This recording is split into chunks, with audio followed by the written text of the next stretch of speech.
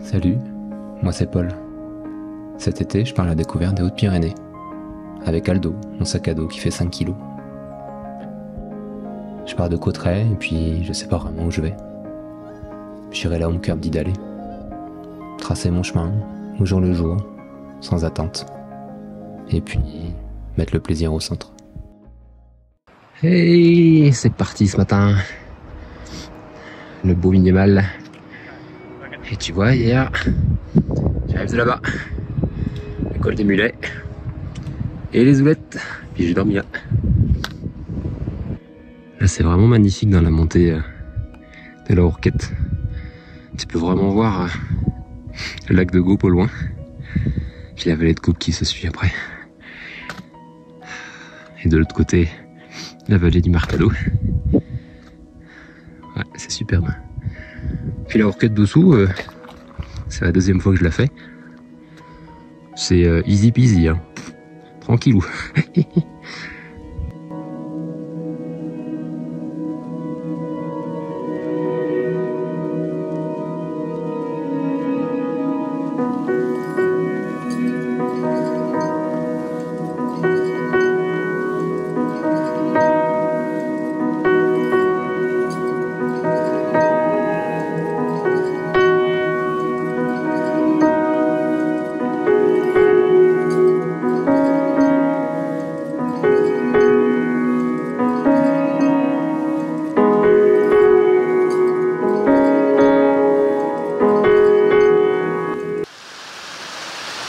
Bon,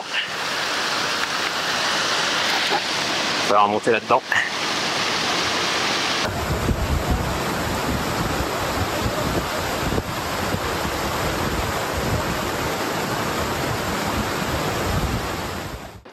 Nous voici arrivés au refuge des Saradets, ou de la brèche de Rollin.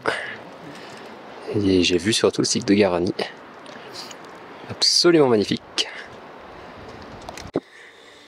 Du coup, passer la brèche et en route vers le taillon de l'autre côté. Attends, je t'en fais profiter quand même. Le canyon d'Ordesa, la vue côté espagnol. Trop beau. Et puis, je vois un peu mieux la route pour faire le casque là. Je voyais des gens hop, hop, hop, être à flanc sur le truc un peu rocheux là.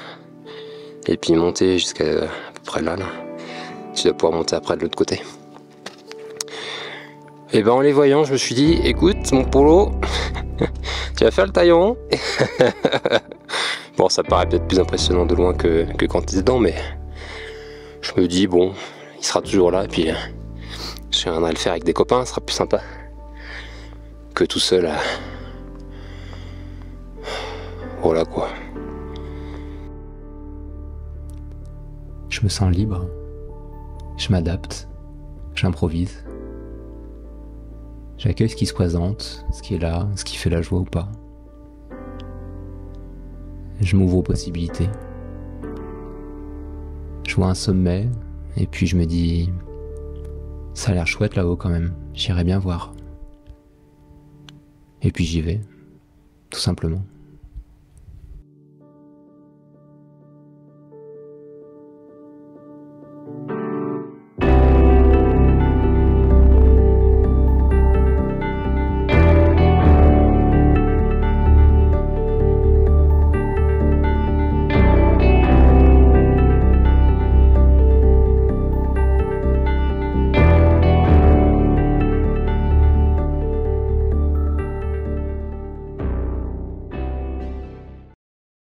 J'avais mal lu le topo.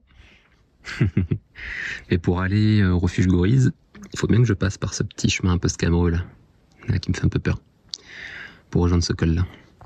Et le casque est là. Donc j'ai le choix, soit ça, soit je peux prendre un chemin un peu plus tout doux tranquillou, qui me ramène dans la vallée d'Ordesa, un canyon, et puis aller suivre le GR11, qui sera tout aussi beau. Donc, je vais aller voir quand même. Commencer, tout ça va prendre longtemps, puis on verra bien. Je peux m'aider d'une corde fixée à la paroi. Pour le moment, j'ai pas peur, je me sens de le faire. bon, ça devrait aller. Ça va me sortir de ma zone de confort là, clairement. L'année dernière, j'aurais été incapable de faire ce genre de truc. Moi, je pense que je serais fier de moi de l'autre côté. Allez, ça se tente. Et puis, je suis pas tout seul. Allez, yallah. Yallah, devine où je suis. Je suis en haut du casque. Trop beau. Je me suis motivé, je me suis dit, avec les conditions parfaites comme on a là, ça serait trop dommage de passer à côté. Et je suis content, je suis fier de moi. 3e 3000. Que demande le peuple? What ask the people? Donc le taillon, là où j'étais ce matin. On peut voir au loin le massif du Vignemale, on le voit super bien d'ici, c'est magnifique. Avec le petit et le grand Vignemale. On peut voir les Saradets, Gavarnie, le village en bas.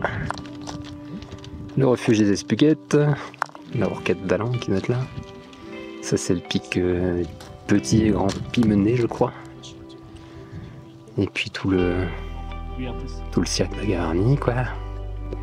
Avec le pic du Marboré, le cylindre. Et puis le Mont Perdu qui doit être là-bas, tout pointu là-bas. Ah, c'est magnifique. Allez, au revoir monsieur le taillon. C'est parti pour le refuge de Goriz qui est par là-bas.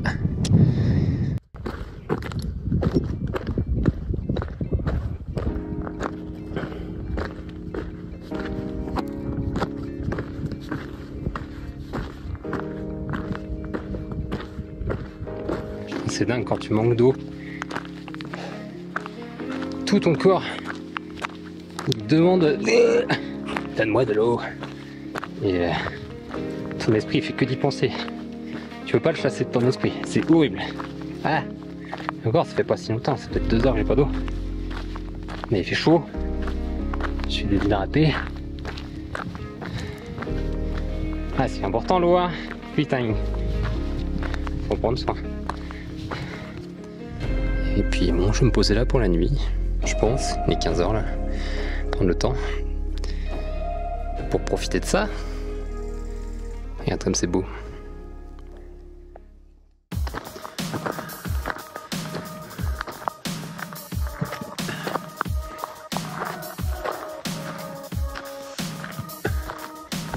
Trop beau. Ah là, ça c'est le côté français, avec le taillon là-bas, le cylindre du Marboré en face, les Astazours, on devine la brèche de Tuquerouy, c'est là où je vais aller tout à l'heure. Donc de l'autre côté c'est le cirque d'Estobé. Et ah, c'est super beau, je vois très bien là où je vais aller après.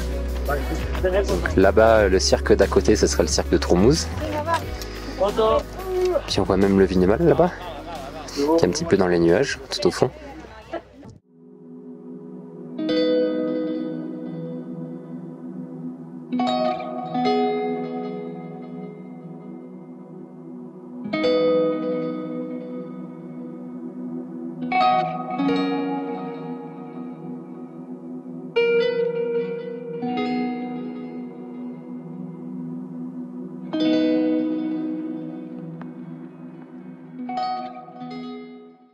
Mon idée c'était de passer là, à la brèche de Tuquerouy.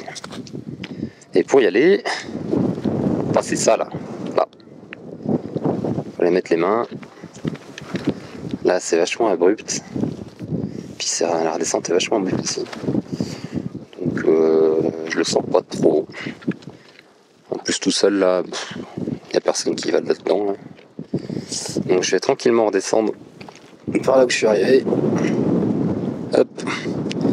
Rattraper le GR11 et puis remonter de ce côté là, Port-Neuf de la Pinède, qui me semble beaucoup plus accessible de mon niveau en tout cas, et puis passer dans le cirque d'Estobé demain je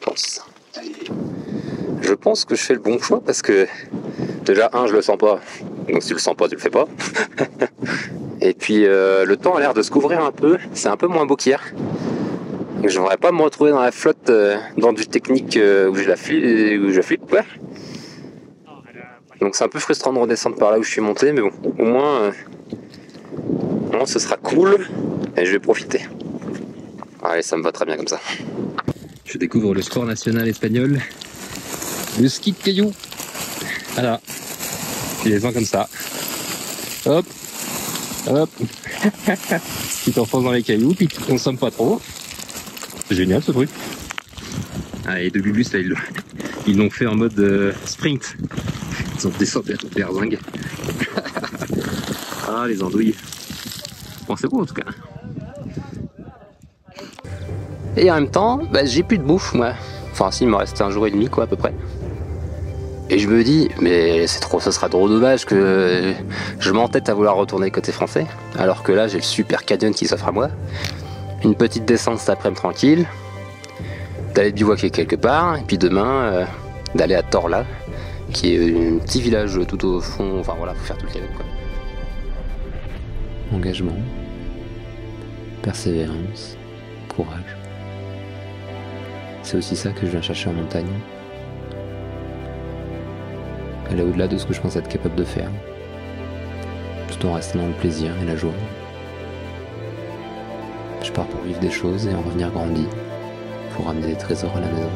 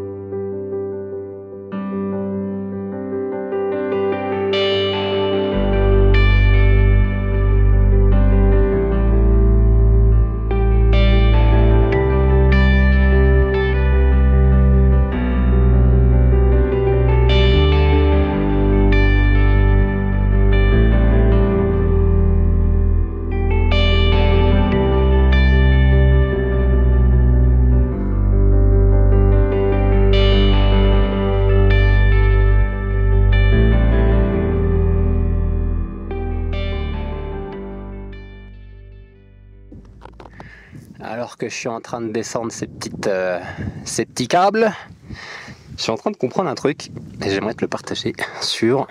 Attends, je te reprends là. Sur la peur. Hop. Souvent dans ce genre de trucs comme ça, j'ai souvent peur en montagne. Je m'en cache pas. De la météo, du terrain, de ce genre de trucs là. Et souvent quand j'ai peur comme ça, ça a tendance à me m'inhiber et à pas savoir quel geste poser. Alors que je suis en train de comprendre qu'en fait la peur, c'est vraiment engrainé dans notre cerveau reptilien là. C'est que ça nous prépare soit à te battre, soit à fuir la situation. Peu importe qu'il s'agisse d'une situation, d'un adversaire, voilà. Et donc, quand tu as peur, c'est ton instinct de survie en fait qui s'active pour te maintenir en vie. Et en fait, ce que je suis en train de comprendre là par l'expérience, c'est que cette peur-là, si elle s'active, c'est que ça va te permettre de poser l'action juste par rapport à la situation. Donc soit te barrer, soit poser bien le pied où il faut, tu vois, d'assurer ta préservation. Et c'est en train de complètement changer ma façon de voir les choses quand j'ai peur dans la vie de tous les jours. Parce que en fait je suis en train de comprendre que quand tu es dans l'inhibition parce que tu as peur, c'est que tu es en train de juger cette peur. Tu es en train de juger qu'elle soit là, tu voudrais qu'elle soit pas là, tu voudrais que la situation soit différente. Donc c'est applicable à tout ce truc là. Je sais pas, quand tu as peur de faire une présentation au boulot, tu as peur de parler en public, tu as peur de... Je sais pas... peu importe la situation en fait. Et ben tu vois, je suis content de partir en montagne. Parce que ça me permet vraiment de comprendre ce genre de truc, mais pas que intellectuellement. Parce que ce truc là, je l'avais intellectuellement si tu veux. Mais quand tu fais des trucs comme ça, et qu'en fait tu te rends compte que, ben ouais, au début t'as peur, et puis en fait, t'es capable de. Ton corps et ton esprit, ils font en sorte que tu vas faire le geste qu'il faut pour que tu arrives en bas. Ah bah je suis très philosophique, hein. Les marches de marché léger. C'est une vallée trop belle. Et je te montre de l'autre côté ci. Voilà. Waouh, avec des airs de grands espaces américains ou canadiens. Ah ouais, c'est trop beau. Bah là, l'invitation est claire, hein. En plus, il y a un petit bonhomme qui sourit sur le panneau. Je vais me trouver un petit coin pour poser ma tente tout à l'heure. Profiter d'une bonne baignade là-dedans, là. Oh ouais. Ah, et puis prendre le temps.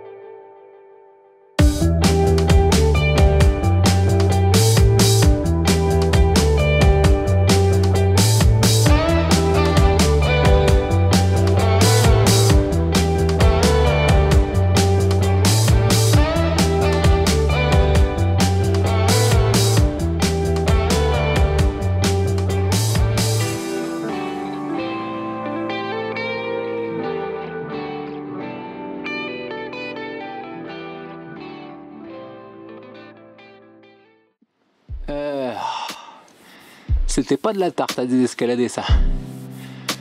Ouh, poupou. Là j'ai une montée d'adrénaline, une bonne suée aussi. Allez, c'était pas très académique, mais au moins je suis en bas. Et le col se découvre enfin. C'est pas une étape pour philosopher là. C'est droit dans la pente. Et le cirque d'Estobé. Magnifique. Là je vais descendre à flanc. Puis voilà, un peu à flanc aussi dans le cirque, à redescendre vers la cabane d'Estobé. Puis le lac des Gloriettes.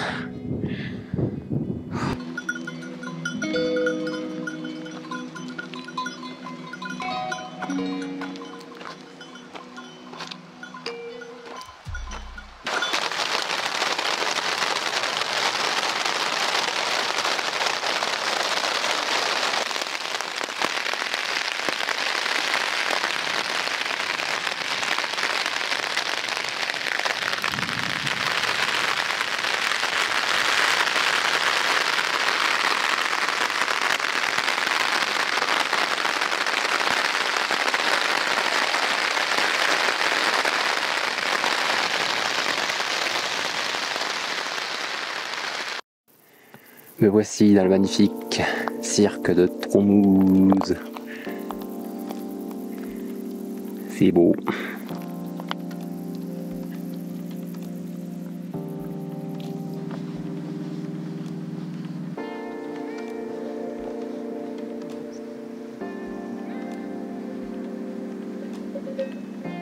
Deux options. Soit je redescends tout en bas jusqu'à Eas, je contourne et je remonte jusqu'au lac de Baroud qui est de l'autre côté de ce cercle. Soit je suis un itinéraire hors sentier qui m'a été recommandé pour passer ici au col de la Cède, ça doit être là ou là, je sais pas exactement où. Puis le col de la Gela, ce qui permet vraiment, ce serait au plus court pour aller de l'autre côté quoi. C'est du hors sentier. Bon, j'ai le topo pour y monter donc ça va. Et c'est pour redescendre de l'autre côté, j'ai un doute, je sais pas trop.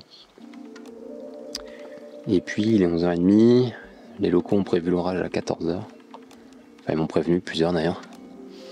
Et c'est confirmé par Météo Ciel, donc c'est orage à 14h. Et 10 mm de pluie après dans l'après-midi. Donc bon. Bon, le temps va rapidement tourner, je pense. Donc excite l'option de monter au col de la Cède. Et il y avait une autre option que j'avais pas vue. Et c'est une consoeur marcheuse qui me l'a recommandé. C'est qu'au lieu de redescendre au village pour remonter, il y aura un chemin de ski de rando qui passerait juste là à flanc et qui permettrait d'aller à la cabane de l'Aguila.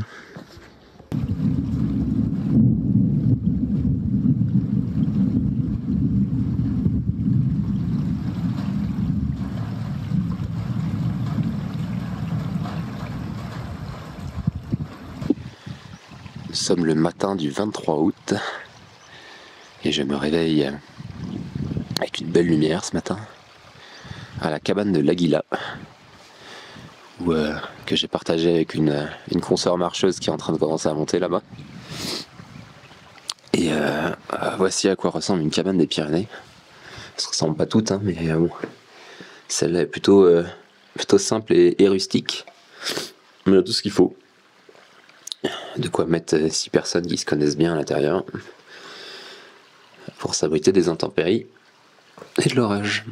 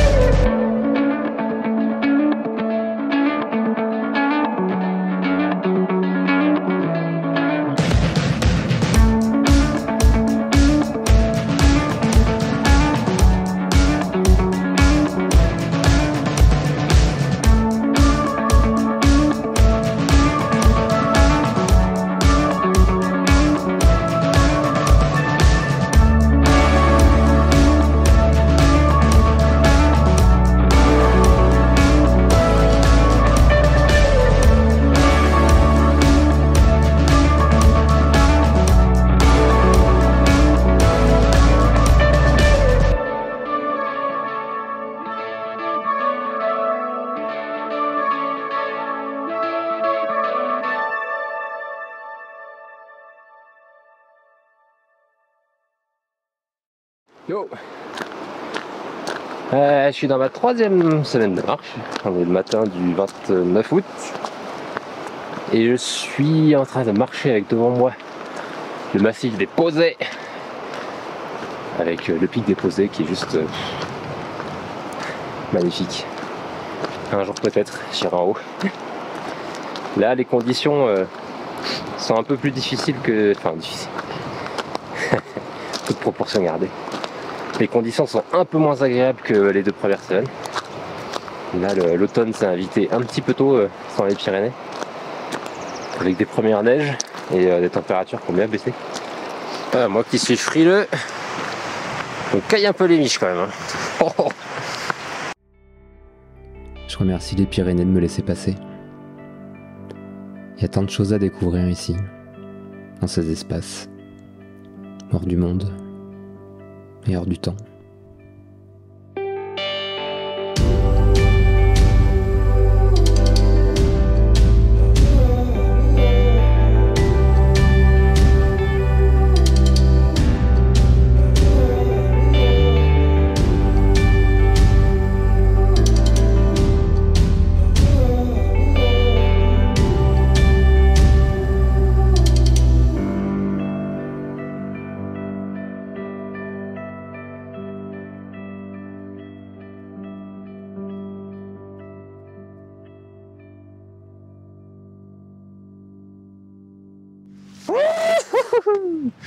Trop beau! Ah, regarde! Le massif déposé! Je suis en haut du port d'Ectort. Bon, je me caille, mais... Trop beau! Regarde donc ça! Je suis refait. Ah, les posées, c'est trop beau ce massif. Je crois que c'est l'un de mes préférés. Il est un peu isolé des autres, tu le vois de loin. Ça donne envie.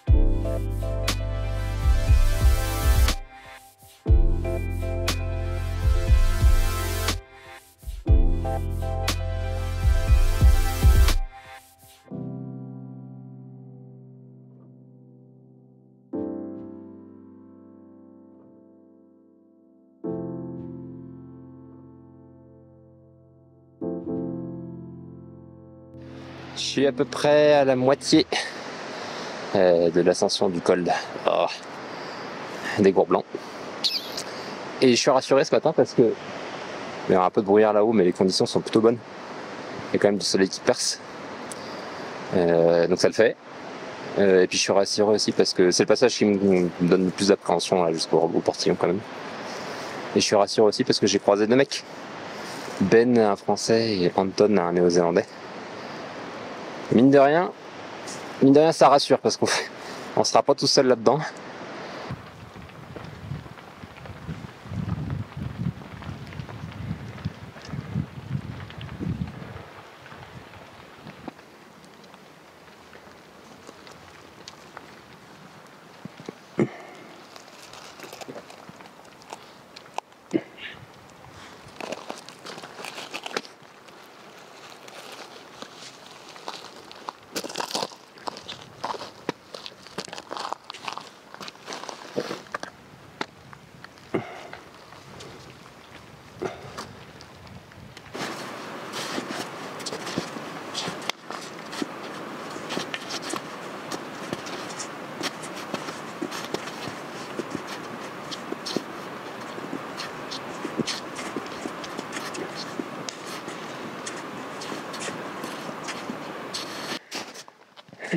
On est passé. Not too bad. No, Not too bad. pretty good. And that we don't lose too much before the big old climb. We have to climb again. I mean, Not before the refuge.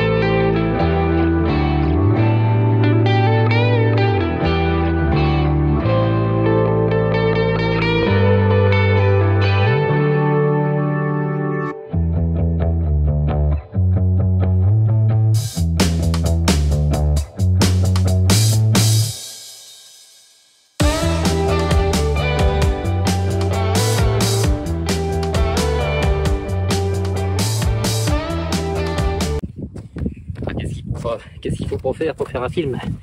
Hein? Faut aller la chercher cette putain de caméra. Bon Dieu! Ah, allez! Ça fera des belles images.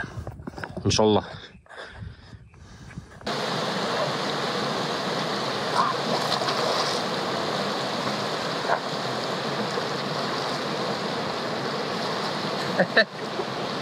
Oui.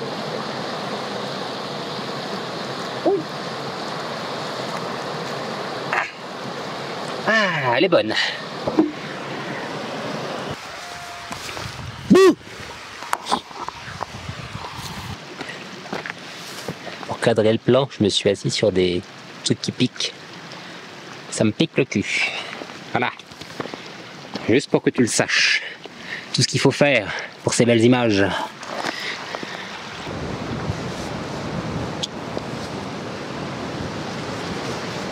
C'était la pause du midi, le manger de saucisson par Polo Industries.